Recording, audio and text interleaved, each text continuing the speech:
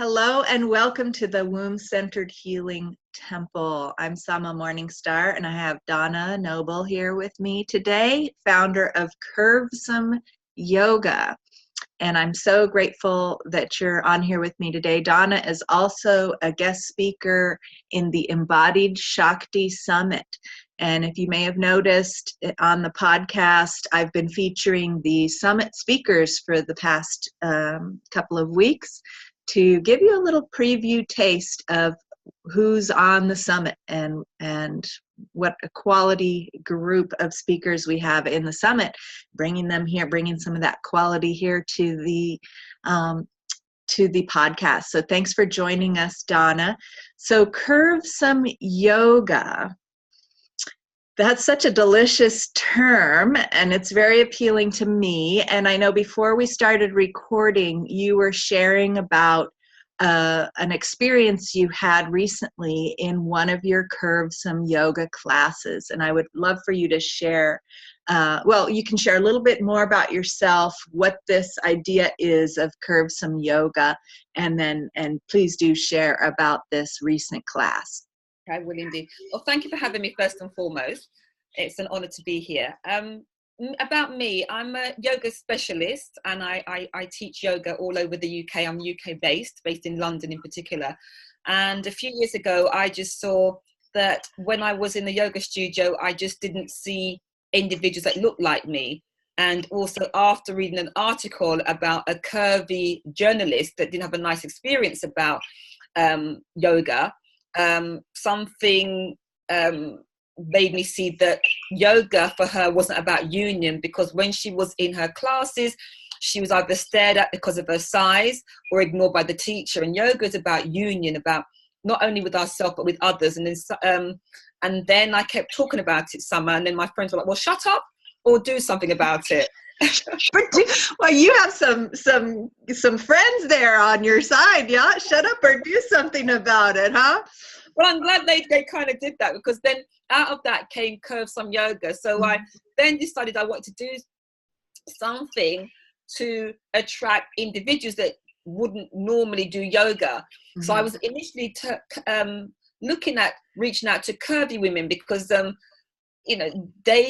everyone can do, everyone's a yoga body in essence, everyone's born yogi in my mind.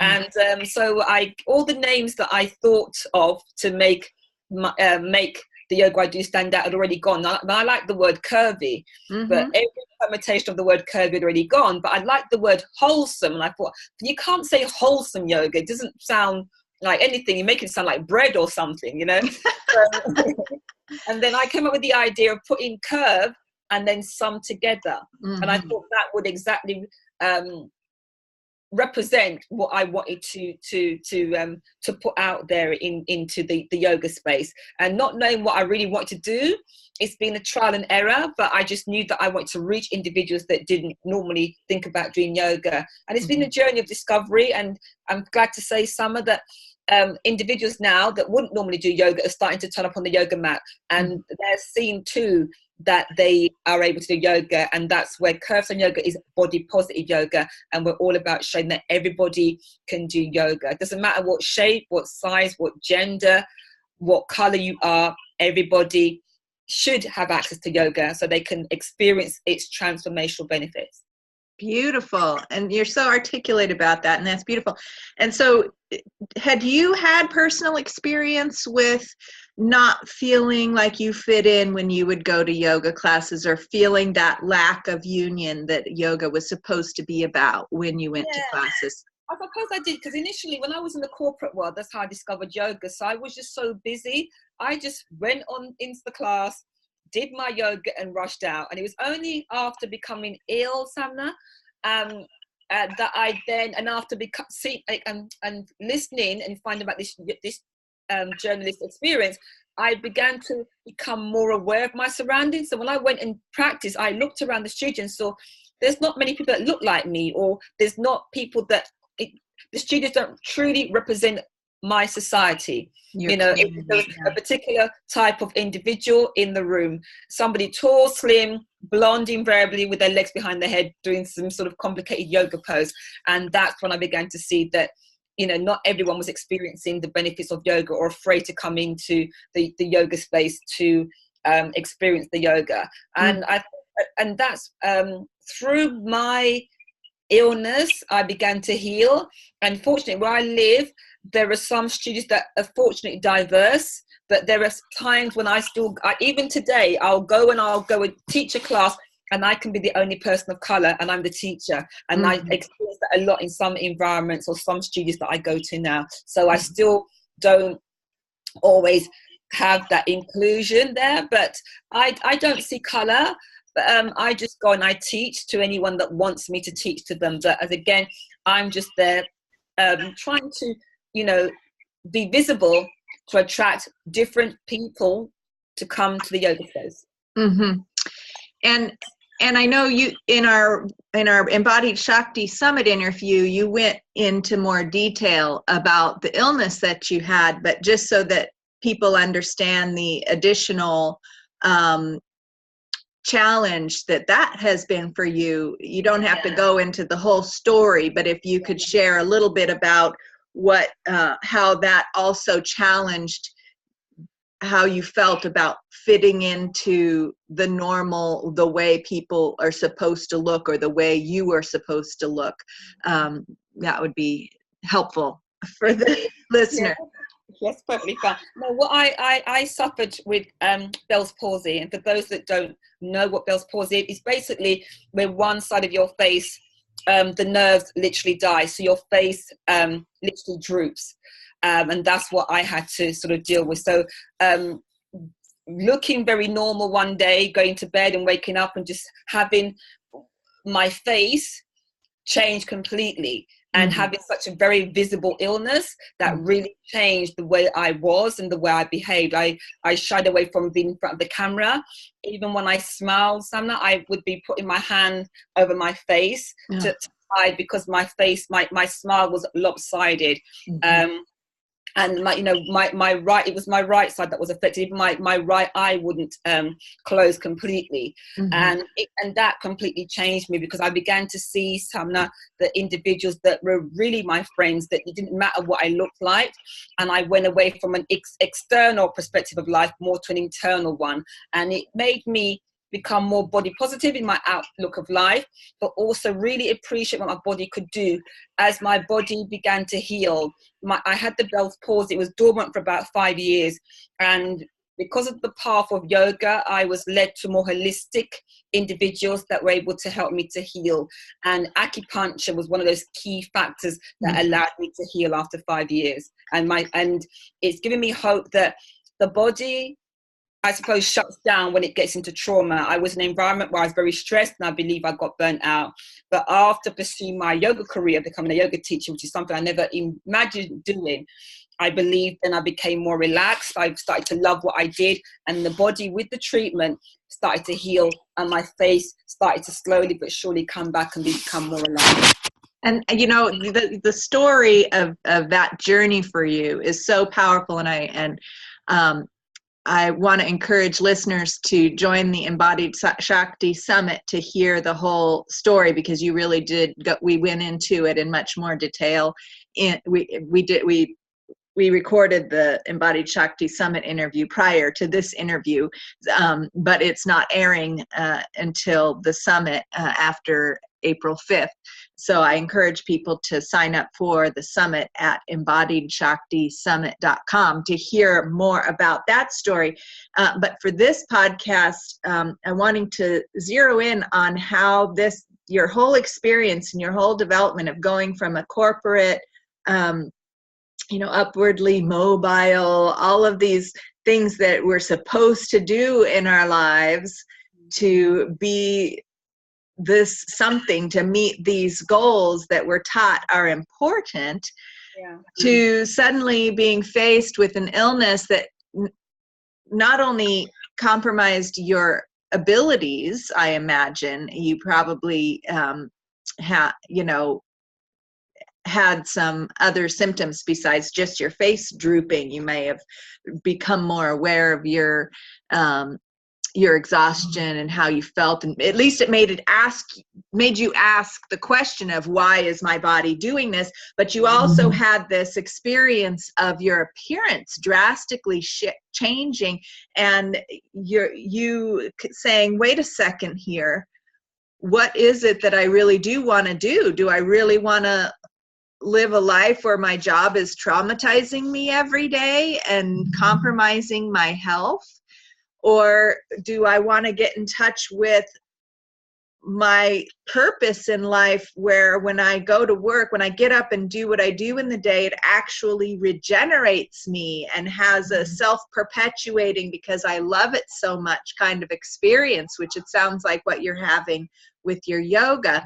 And for me, that weaves this conversation into womb-centered healing. When we connect with our wombs, which is at our core, we can often get back to the original blueprint of the purpose of our lives, before we had all of society's belief systems and norms and indoctrination piled on, painted on the top of that.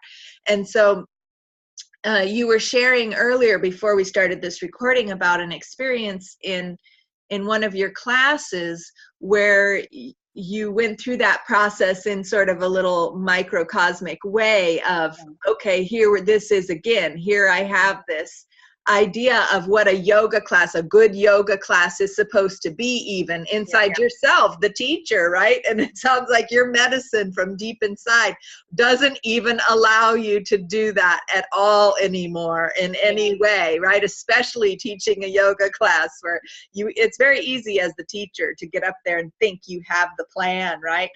And then it's gonna all go so smoothly, and it's gonna be this picture perfect experience for everyone. And then, oh, lo and behold, it doesn't happen that way.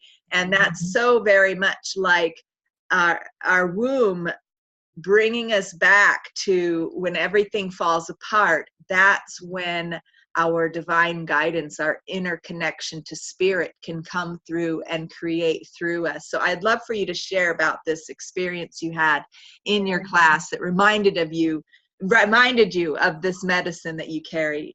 No, it happened on, I think it was Wednesday of this week, basically, and taught 2 classes. The first one was feeling a bit, things weren't going as smoothly, but I laugh at myself and I don't take myself too seriously. And Mercury was in retrograde, so I kept blaming it on Mercury and saying it's going to be over tomorrow. But later on that day, I think I had 10 individuals and 10 yogis in the class. And one of them, I normally ask everyone, how are you feeling this week? And one in particular, I've got a bit of a headache, and they've been having it all day. And shortly after that, I began to feel headachy, and I just felt really a bit out of sorts. I was sort of not my normal jovial self. But so we started to teach the class, but things started to go wrong, like the lefts and the rights, and I just couldn't get the words out of what I was trying to say or what I was trying to teach. And then for weeks, I've been trying to get a photograph of them all just doing a video of them doing the class in time lapse, where it's quite quickly. And they said, well, no, we don't want to do that. So I sat there, crossed my arms like a petulant child. So, well, I'm not teaching the class anymore. And we all had a laugh about that.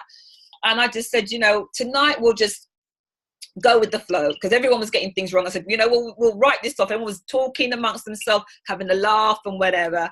And so eventually we just said, we'll just go off piece and do that. So I said, okay, let's have a scenario. We'll go for your back bends, because you're not going deeply, you're not trusting yourself. And with every individual summer I went to, they did the most deepest back bend ever in any class. And what I could see was, 1, they trusted me. Number 2, they let go. And when they let go, they didn't have to come out of the posture. They just went to their absolute limit, and there was no fear. They trusted me, and they made themselves vulnerable to me and me to them. And that was so profound. And so everyone at that moment had a breakthrough, and they were even talking to each other, saying, oh my God, you realize how far you went back. And that to me was the true essence of yoga, the community we created, the vulnerability we shared. And it wasn't even about the postures. We went much deeper than that, and we achieved so much more than if it was just a class about postures, if that makes sense. It was just we connected. It was just so beautiful to see, and I keep talking about it because I don't know what it was. I can't put my fingers on it, what it was, but and everybody that's emailed me so far said it was one of the best classes that they had, and they really enjoyed it. So I don't know, but it's like we made ourselves vulnerable to each other. We met each other, but more than at like a soul level. It was just so wonderful to witness.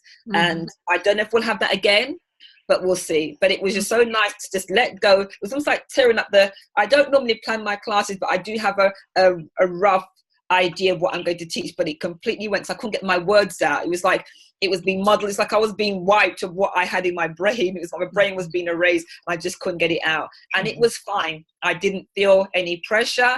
I was just able just to let go and just let whatever needed to come through me, whatever needed to be said to them, they would hear it, and so would I. You know, a lot of healing arts practitioners, holistic folks like you shared about, or wholesome, right? Wholesome or holistic folks talk about that when we get out of our own way, something beautiful comes through. And it sounds like that's the experience that you're talking about, that you were able to demonstrate in how you were responding to the awkwardness, the disjointedness, or, you know, the fact that things weren't quite going how you'd planned. The way you responded was a demonstration, it sounds like, to your students of how to respond to that awkwardness and when things aren't going to plan, by letting go, by laughing at yourself. I mean, you made fun of your very own self. You kind of embodied that part of you that wanted to go, well, then fine, right? But in a jovial way, you made that fun too, and made yourself human. You know, I think what a lot of, especially yoga teachers that are trying to create some kind of a brand for themselves, or a name for themselves, and an image, and for themselves, we can get sucked into this trap that they somehow have everything all figured out and have overcome the normal human foibles that we experience, and put themselves above or end up on a pedestal. And I think the best yoga teachers are the ones that stay grounded right here on the ground as a human being, just like everyone else, and then you're less likely to get knocked off your pedestal in the end. But so I really want to commend you and honor you for that, for revealing your humanity, and staying true to that genuineness, and saying, hey, you know, this is something I mean, how many other people probably in that class have had a day like that and then wanted to just take their toys and go home, you know? And you demonstrated that you can reveal that, you can expose that childish side that we all have, right? That emotional petulance that we can all get when things don't go our way. Laugh about it, and then deepen in our intimacy by revealing our shadow side and our vulnerable side. And you demonstrated that. And to me, what I'm hearing is that's exactly the key that unlocked the door for greater intimacy, connection, and soulfulness in your class through your demonstration. And that demonstration comes exactly from, I feel, all of your experiences of doing that in your life, right? That this whole story. And again, I want to encourage people to come to the summit and listen to Donna's whole story of having everything fall apart in your picture perfect, upwardly mobile life, right? And have to connect with yourself more intimately, more genuinely, really get in touch with how you really felt, what you really wanted, which was quite a journey. And, you know, that we don't have to go into as much here because you already talked about it in the summit. So I want to just keep referring people to join the Embodied Shakti Summit to hear your story about that, because it's beautiful. And that now that those experiences, that experience is coming through in your yoga classes and in your service as an embodied demonstration of how to apply what you've learned and your self-love. Because, you know, it takes someone who really loves themselves to be able to reveal that, oh yeah, I'm acting like a petulant child inside. Isn't that kind of cute and funny, you know? Instead of being embarrassed and hiding that and trying to put on this show of, no, I'm actually an adult and I'm gonna, you know, take care of this situation, right? and try to dominate or control the situation. And so I really am grateful that you're coming and sharing that, and that you're doing the work that you're doing to help probably not only yoga practitioners, but I feel that this shift applies everywhere in all spiritual practice traditions, but particularly in yoga, because yoga can be very performance oriented. And like you were describing, the typical yoga person is somebody who's already flexible, quite slim, blonde, white, right? There's a norm for the beautiful yoga. What did you call it? The yoga Barbie? Yoga Barbie is a term that I've heard. Yeah. And so, and those people who look like that can be very deeply spiritual and devoted practitioners. And it's very easy to get into that trap when everything about someone's life looks like the dominant norm, to become complacent and just rely on that, the fact that everything in society is aimed at supporting that person's success, right? Yeah. Whereas when those who don't fit into that norm have to struggle more for their success, and may even put themselves down for not fitting that norm. And so when it sounds like a big important part of what you're offering in your yoga is to say, you know what, that norm isn't all it's cracked up to be, and we can all benefit from yoga, and moving yoga away from the performance of all of these body postures in the perfect way to connecting with ourselves and each other, and that unification focus. Yeah. So I would love more reflections that you might have on that shift away from performance and perfection and adhering to some norm, and towards this connection, this connectivity. I think for me, yoga, and I try to instill this in my students, is about coming home to yourself and not to worry about how they look in the pose, but how they feel. And they'll get more from that. And that's how I bring that shift away from it. And that's what happens to me. And I find that if I don't overthink too much, my body will do more for me, because the body is relaxed. And I then begin to realize what my students do. It's not always the body stiff. So all these, you know, constraints or limitations they put on themselves. Oh, I can't do this. Or, you know, someone will come to me and say, oh, I can't do yoga because I'm too stiff or I'm not flexible enough. But if they're comparing themselves to somebody that's got their legs behind their head and in Bali, then that's fine. That's going to be so true. But invariably they come and they're so much, they can do so much more than they thought. And that to me is what the yoga is about. And it's not just flexibility about the body, it's about flexibility in the mind. And that's where I think the real changes happen. That's what I try to bring to my students. So self-love, self-awareness, and just connection, not only with themselves but with others. And that's what I was fortunate to get in my yoga journey, and I try to share that and offer that so people can see how the yoga has transformed my life and continues to transform my life. And just surrendering, well, not surrendering, but in giving up, but just being open to what the universe or whatever they believe in has mapped out for them. Because I believe that all our lives are mapped out, and we go a little bit wrong if we then believe our life has to be one particular way. and yoga is a nice way to start that journey. Mm-hmm. And what they come for on the mat, sometimes they can leave with so much more if they embrace it and open themselves up to the journey. Mm-hmm.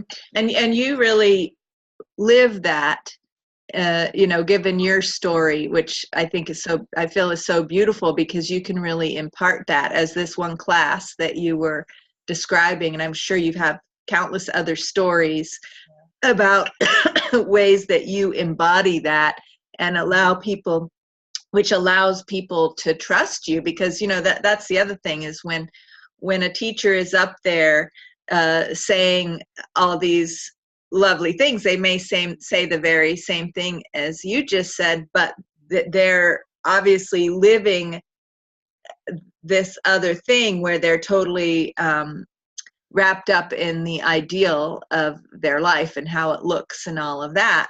Then those spiritual ideas sometimes fall a bit flat if they're not being lived by the person who's delivering them in a very real way. And so I appreciate that about what you have to share, because I can feel that you're living it. And from what I've heard of your story, that you have to put these principles into practice every day, and to, you know, as many of us do. It's like, you know, if you aren't living that ideal life that we're taught is the only way to have success, guess what? That's not true. It's just not true. I mean, most really successful people, happy people, can tell you a story of how they, of all the obstacles and aberrations on the norm that they had to overcome to create whatever they've created. You know, most people that are innovating and evolving are doing so because of the hardships or difficulties that they faced, things that didn't fit that picture of how things are supposed to go in life. And so I feel like that flexibility you're talking about that people can learn about in yoga is really an essential life skill and essential for our creativity. You know, I mean, we're taught in school to just use our logical brain, and that everything grows and is created in a linear way. One step A gets to step B, gets to step C, and that's how we're supposed to plan our lives. But if we look at how things happen actually biologically, and how the most creative part of our bodies, our wombs, actually work, we notice that it's not a linear process at all, that it's a cyclical process of building and then shedding, and then building and then shedding, and then building and then shedding. And that each cycle of building, we create a little bit something new, add a little something new to the picture, and then it dissolves and disintegrates, and we sort through, you know, emotionally and spiritually and mentally, what worked, what didn't work, and then we pick up the things that worked and use that to build the new cycle. And so there's a cyclical process, and we're taught to ignore the downtime, the dissolution, the rest time, the reevaluation, the reorganization. We're taught to just somehow not have that part of the cycle, and it just doesn't work. And that's why people get burnt out, they get blocked in their creativity because of that, and they get limited in their movement, they get stiff in their thought processes as well as in their bodies. And so it's so wonderful that you're bringing yoga to so many more people, because I feel that that's one of the big tools that I've used to help free me from those societal belief systems that we're taught in school. I mean, we're sitting there in chairs for however many hours a day that teach our bodies to just be in this one position. And so it sounds to me like this name, Curvesome Yoga, doesn't only refer to the curves in our bodies, but it also can refer to the curveballs that life can throw at us, right? And how life is on a windy path, taking us over here and over there. And why would we want it any other way? I would love to hear any other reflections you have on that curvy aspect of life. I suppose for me, as you know, the corporate, the corporate environment. So I was on this straight road, and then the illness was a curve for me. Mm-hmm. And even with Curvesome Yoga right now, what I'm doing changes all the time. So it's not only about the yoga. I get to meet individuals like yourself and do podcasts. If you said that to me, when I was back in corporate, I'd say no way. I blog and I write, and I'm doing different things. And so I'm loving this curvy road. And I think now that if something doesn't work out for me, that wasn't meant to be the path that I was on. It just brings me back gently onto the path. And I believe that. And with finding the yoga, it was not something that I planned ever to do. It was something that I thought I maybe do when I retire. And I just say to anyone, just go with the flow. It may not sound easy. And there's still times when I doubt things.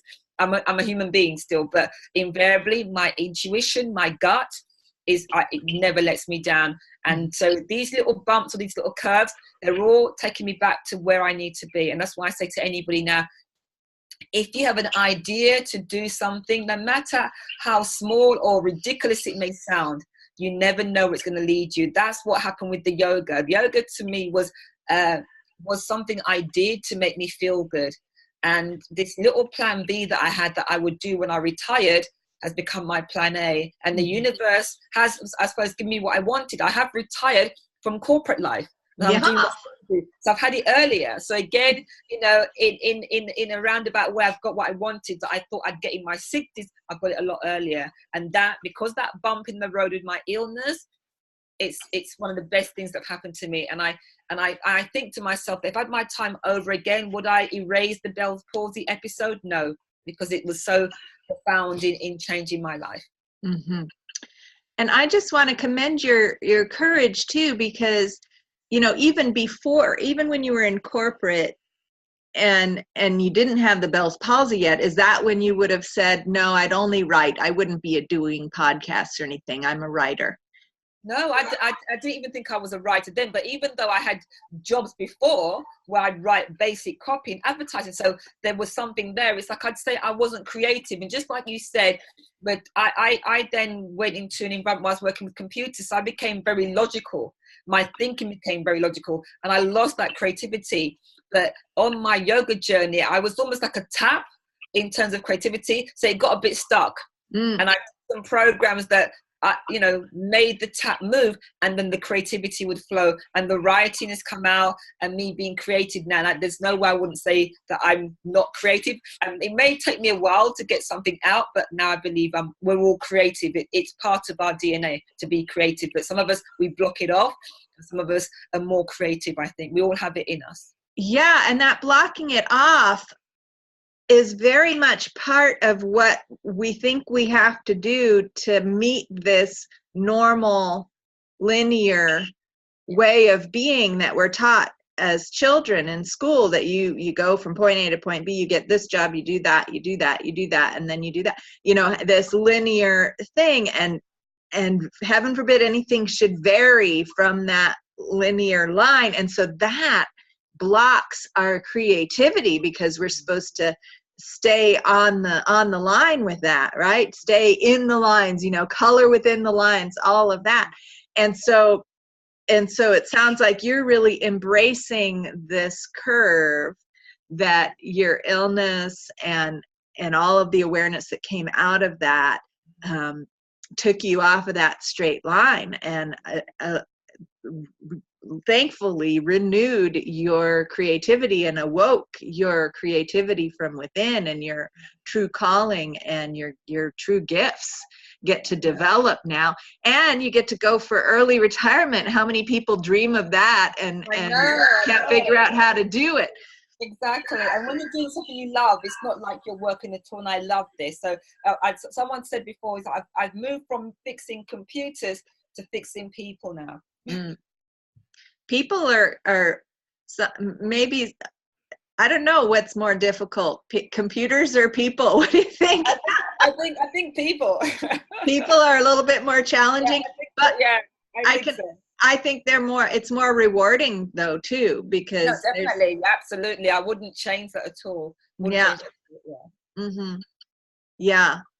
And so, but the other thing is with people is we can, like with the computer, you can sit down and take it apart and fix it, right? With the person, really the responsibility is in their hands to do Indeed. the fixing themselves. Yeah. So if there may be some experiences, and maybe you've had this experience of, leading the horse to water, but it's up to them to drink, and they may or may not drink. So I know, that can be a challenge too, of letting people have their own journey and go on their own curve. So I'm curious if you have any experiences with that. Yeah, I have that all the time, where someone will come to yoga thinking that they're not flexible, and that's the hardest part. And they get there, but they still don't give the yoga a chance to really see how it can transform their life. So they might find it a little bit challenging to begin with. They, learn the postures can be quite hard, and they give up very easily. So for me, maybe they weren't quite ready, and that maybe happened to me when I did yoga. It wasn't a smooth path. I had this love affair with it, so I did it, then I stopped it because life got in the way, and I understand that. But eventually yoga came, grabbed me, and it's got me for the rest of my life now. So that might be their journey as well. And that's the thing. And maybe the yoga I did in the beginning wasn't the right type of yoga. It was more about the postures, not about the spiritual side, and I was able to get that, and that's what made me more interested in yoga, not the postures. That's come afterwards, because I love to see how my body, as I get older, is becoming more open. It's the reverse. I'm not aging, and that's what I love with the yoga. And with yoga, it's like life. A little bit in terms of the postures, they never end. You can still keep going, but life at some point wouldn't. And the yoga's helped me to really love myself more than I ever did, because I realized what an amazing vessel the body is. The fact that I do so very little for my body, but it will do its best to make me survive and do the best for me. Mm-hmm. They say, God is the best mechanic, because the body is so intricate. Mm-hmm. And, the fact we go to bed at night and sleep and have to worry about breathing, or we have a cut, and without very little interaction, that cut will heal. That's how amazing our body is. And that's what the yoga is giving me. And I preach, and I try to, share that as much as possible with individuals that don't maybe love their bodies as much. And that's what the Bell's palsy made me do, was to love my body more and to love me. And then I can now go out and love the world and love individuals more. Beautiful. That it just really touches my heart when you share about that, about how this, this illness that changed you and challenged you so much gave you this sense of self-love. And I feel that message is what you embody and bring to your students, especially people who might be challenged with that because of their weight or their skin color or their age or their physical abilities, that they might have some challenge, and that when you impart that can actually be result in even greater self-love than they might have if their body would fit the perfect norm that we're taught to believe is what's desirable in being a human being. The people who, because you look at those Barbie yoginis, and I bet you a good deal of money, and I used to be one, although I wasn't blonde, but I was super skinny, and but there is just as much of that pressure to be and maintain that particular ideal, that becomes injurious. And I have specialized in helping, because I'm a body worker too, people that went, some of these yoginis that went down that road to the extreme and went to these yoga competitions where they had coaches getting them, coaching them to break their own ribs to get even deeper into their back bends and things like that. I mean, just ridiculous. I had a gal come into one of my yoga classes one time, who was competing in the next international yoga competition or something. And she would stand with her back to the wall, 2 feet away from the wall, and reach her hands back and walk her hands down the wall all the way to the floor in like a back bend like this, you know, that was just basically breaking her in half. And then she came for a body work session, and she was doing it repeatedly to warm up for class, right? Just to warm up. And she came and told me about the rigors of their yoga competition and how she had broken ribs during that preparatory phase of going in to win these competitions. And she was going back to do it on her own without a coach, to demonstrate to herself that she could do it without injuring herself. Right. And so she was on the road to recovery, but that is not the secret to happiness and self-love like we think it is. It's really actually connecting with ourselves in all the ways that we are, exactly as we are, not comparing to some norm, but just exactly as we are, and loving ourselves as we are. And so I'm just so grateful that you're bringing this message to so many people, and here on the podcast and in the summit. So any last reflections or words of wisdom around all this that you would like to add? I just embrace your body and just really go with the flow. That's what I really, because you will then open up more self-love, self-acceptance, and then I believe that put you on the path to what you really are supposed to do. And all these things that society tell you you're supposed to do, some of them are wrong, and it's not for everybody. So listen to that inner voice that's trying to come out, and if you go with that, I'm sure you'll come from a happier place. Beautiful.